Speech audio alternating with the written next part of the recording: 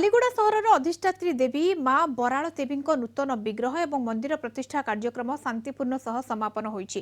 कंधमाल सांसदों बालीगुड़ा प्रतिनिधि टुना दास प्रत्यक्ष तत्वावधान में मां नूतन विग्रह और मंदिर प्रतिष्ठा निमंते कलश यात्रा 24 प्रहरी नामयज्ञ अन्नयज्ञ कार्यक्रम अनुष्ठित होता। आज मां सकाळ नीति सूर्य पूजा और साला प्रवेश पूजा पर दीर्घ 72 घंटा धरी चलता 24 प्रहरी नामयज्ञ कार्यक्रम समापन होईछि। एही अवसर में दधी हांडी नहीं हजार हजार श्रद्धालु बालीगुड़ा नगर परिक्रमा कर नामयज्ञ मंडप में पहुंची दधी हांडी भंजन करथिले। शेषे नूतन विग्रहंकर जीवन्यास मंदिर प्रतिष्ठा ध्वजा आरोहण त्रिशूल लागी कार्यक्रम समापन होता। परे नूतन विग्रह को मंदिर में प्रवेश कर सिंहासन में स्थापन कार्यक्रम में बालीगुड़ा विधायक चक्रमणि कंवर समेत हजार हजार भक्त सामिल होते।